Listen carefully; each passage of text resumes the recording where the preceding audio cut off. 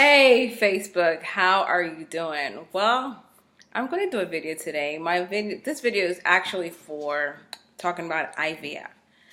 I did my initial consultation a week ago, and today was my follow-up. So this is the information because I am brand new to IVF, and if you don't know, I have been TCing since my surgery, and now I'm at the point where I'm trying to conceive, and the possibility that's left for me and my husband is IVF. And so just got back, and it is totally overwhelming. So if you're interested in finding out what my appointment was about or the next steps that I have to take, stay tuned. All right. Okay, so this is my chart. This is what I was given today from Emory Reproductive. And I'm going to go over the things that I've learned because it's a lot of information that I had no idea about or what I was getting myself into. So here it goes. All right, so IVF. My husband and I, we've been trying for a while, and it seems like I've done all the lab. Last week when I first went in initially, I brought in information that I had prior, about 3 years ago, regarding our test results. And it was basically what I did. I did an HSG.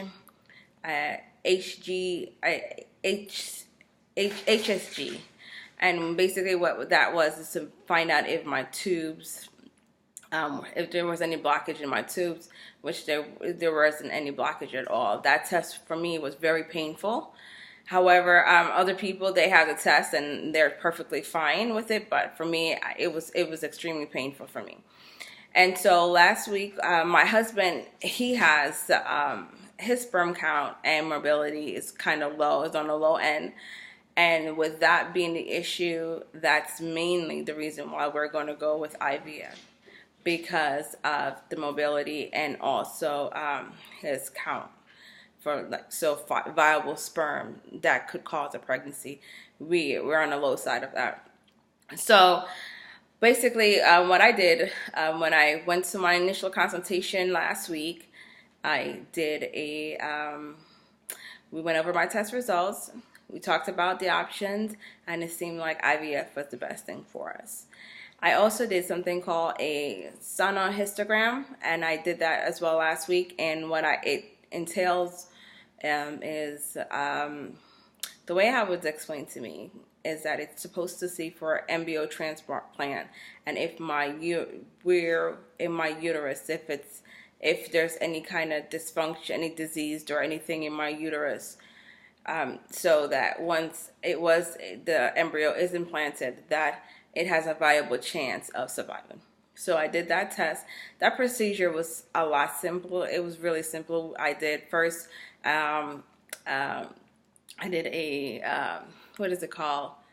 It's a sonogram of my uterus. And that was perfectly normal. We also did the trial for the embryo. That was normal too. They also filled my uterus with a fluid just to see how it would inflate, and that was perfect as well. So on my end, at this point, I am doing well. However, I did do a blood test. They did a gamma ray of blood tests to check for any STDs, HIV. We checked for any kind of sickle cell anemia, check for diabetes, any kind of genetic disorder that could between my husband and I, and we all came back perfectly fine. Everything was okay with us in that aspect. However, we did check for, it's called an AMH, and it's just to check my reservation, what's in for my eggs, to see how many eggs I have left or reserved. And for my age at 34, it's actually low. And so my doctor said I'm on the lower end of normal for my age. So IVF is also good. It's good for me. However, for me producing so many eggs and one sitting might not be that great because I don't have that much in my reserve, so my eggs might not want to release as many during one cycle. So knowing that, moving forward, I met today. My husband and I, we met today. We had a 2-hour consultation, not only with the doctor to go over our results, but also with the nurses that would actually, that would be my nurses, my nurse team. So I met with them today, and they basically went over everything with the process of the injections, the medication, the calendar, the schedule, and so forth, a whole gamut, right? Which was really great because at that point, prior to my meeting with the nurse, including my husband, we had no idea how extremely a lot of medication, and especially injections, that this process takes. So we went through training, how to give yourself shots and so forth like that. But I just wanted to express kind of my feeling because I felt so overwhelmed today. I left out of there about an hour ago, and I'm like, oh my gosh, how exactly are we going to do this? Because first of all, I'm afraid of needles. I'm not afraid of needles. I just don't like needles. And so giving myself shots, and it starts, it seems like I'm going to try and start this cycle, meaning that I'm currently ovulating. So I'm currently ovulating. So 9 days past ovulation, I'm going to start the medication treatment. So that includes, so this is how it was told to me. I received a whole packet, and the packet kind of explains everything to me, what I have to go through.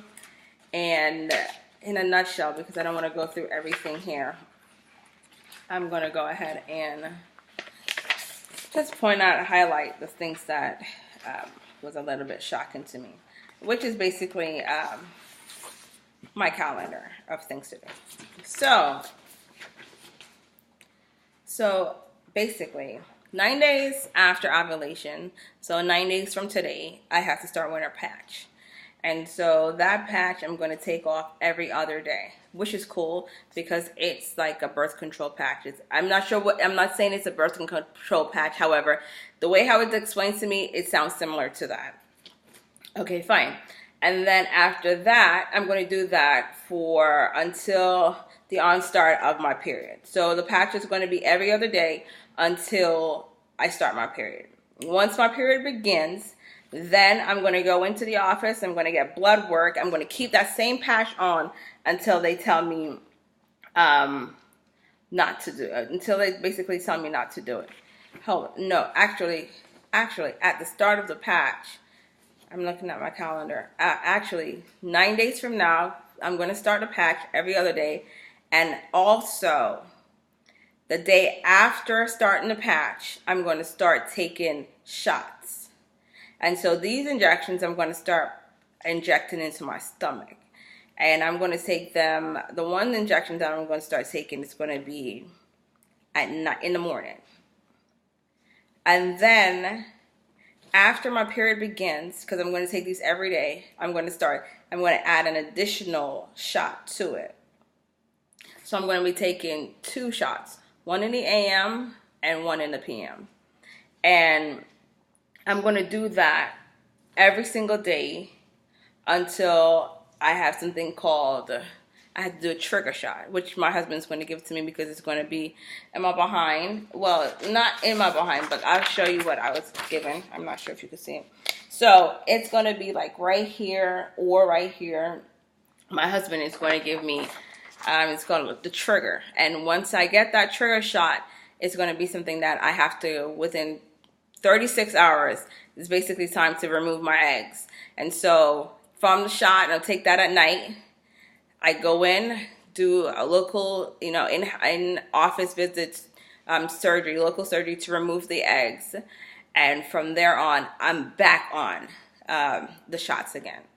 And so it just seemed like it was so many steps because especially the medication. The medication in itself, they're not all ready-made, like injections is something that I have to make. Linus, please. it's something that I have to make. And and because of my low egg reserve, I have to take a higher dosage of certain medications. So I have to mix 2 vials for this, and then another time I'm getting like a bigger dosage. So in essence, in the next 9 days, I'm going to be on shots basically every day until the end of my first trimester. Yes. For a person who does not like needles, that does not sound inviting. And at one point during our orientation, I thought that my husband had to take shots. So so when the nurse said, "Oh yeah, and he's going to do your take shots," I was like, "Oh great, my husband gets a chance to participate, and he's going to take shots as well." And when he heard that, he perked his ears up and was like, "Hold up, I have to take shots," because he absolutely hates shots. He hates needles. And it came to find out that he doesn't. I have to do it. I have to take shots. I have to continue on shots until the end of my first trimester. So it's overwhelming, the information. We do want to have a child, and I've started this course so that we can have a child, not only get pregnant, but can have a child. And it just seems a lot right now. I know I'm going to do it, and I'm just gearing myself up for the next step of what to do, because it just seems like a lot of the burden falls on me. It feels like my husband, he's participating by helping me, taking the shots, by giving me the shots, but a bulk of everything that I'm going to go through is everything that through this IVF process, and a bulk of it falls on me. And so I'm not trying to be selfish or trying to seem like, oh, it's not fair. It just seems like it's not fair. And I do want to have a child. I'm not trying to be immature or sound like, oh, whiny, but I've never done this before. It seems super daunting. And I just have some concerns if I don't want to mess up. It's a lot of money. It's a process. And I explained to my husband, I said, I'm going to need you 100%. Even though he's not taking the shots, I need him to be there mentally with me. Because my husband he's all over the place. He's work, business, work. And so it seems like I'm going to be isolated to myself, trying to make sure that I don't mess up and get the stuff timely, on time. And I think that's one of my largest fears, is that, it's so much to do, and I might not be able to, I might forget something. I might do it the wrong way. I might mix the wrong thing. I don't know. It's just so much going on. And so I just wanted to share how I feel right now. I am going to go through the process. We are going to start. It's going to happen. I'm going to be a mom. We're going to have our child. It's just that it feels that I wish, I hope, I pray that we get pregnant before we actually have to go through IVF. Because IVF is something that I don't look forward to. I look forward to the time of being a mom, enjoying my child, raising my child, having a family. But this process right now, it seems like, Lord, if this cup can pass from me and we can have a child naturally, that will be the best thing. Because the only real hindrance that we're having, because I am ovulating, I am releasing egg, it's just that my husband, his sperm count is low and his mobility is low, and it's just that's right now seems to be the biggest roadblock, because I've done every test possible. I've done every test, every procedure, got every test in, and on my end I'm totally clear to get pregnant. However, the sperm has to meet the egg, and so that's where we are right now. And it seems like, it's, even though it seems like it's all falling on me, even though I wish that there would be some way that he could produce more sperm or something, vitamins and stuff like that. And we've tried, we've looked into it, and it's just hasn't worked for us. We've taken vitamins, it just hasn't worked for us. So, and he's not really focused and looking into that stuff. This seems like it's all falling on me, and I'm not trying to be negative. I'm just trying to speak from my heart and where I'm at right now, especially today after just leaving the doctor's office.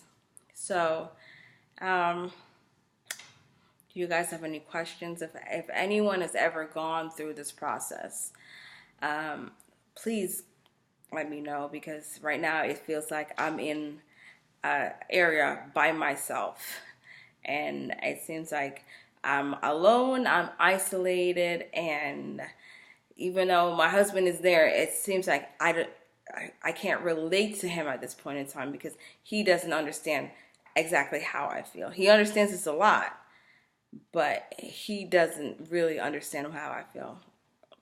So that's just my 2 cents for today, as I go on my journey to TTC and conceiving and having a child and raising a child. So you guys keep me lifted up. Please pray for me. I know with God all things are possible, because he helped me through the brain tumor, and he healed me from that aspect. And I'm just believing in God that we don't have to go through this. I'm believing in God that that we're going to have a child, we're going to have a healthy pregnancy that we'll be able to conceive. So we're believing in God that that we are able to make it through this, that it's not necessary for us to go through this process, especially how I'm feeling right now about it. So you guys keep us lifted up, and if you guys have any questions, I'll do the same. This journey is not a light journey, trying to conceive. Wish it was a lot easier, but it's the situation that we're in. So anyway, Facebook, thank you guys for listening. Subscribe, rate, let me know. All right, till later. Bye.